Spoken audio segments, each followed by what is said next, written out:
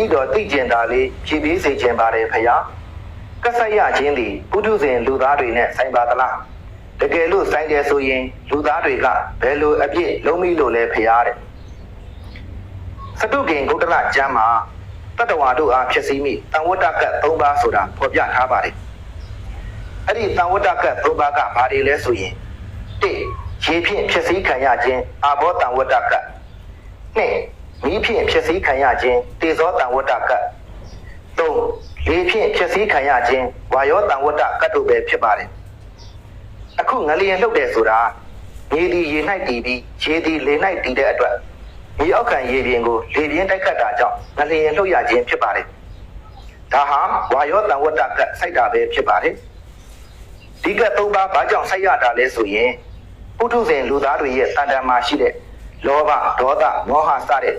ဒိဋ္ဌိကိလေသာတရားတွေအားကြီးလာလို့ပဲဖြစ်ပါတယ်လောဘအားကြီးလာပြီဆိုရင်ရေတွေလွှမ်းပြီးတော့အာဘောတန်ဝတ္တကတ်စိုက်တတ်ပါတယ်ဒေါသအားကြီးလာပြီဆိုရင်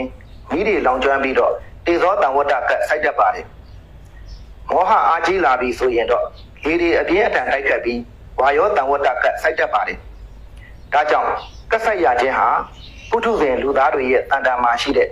လောဘဒေါသမောဟစတဲ့ဒိဋ္ဌိကိလေသာတရားတွေကြောင့်စိုက်ရခြင်းဖြစ်ပါတယ်နော်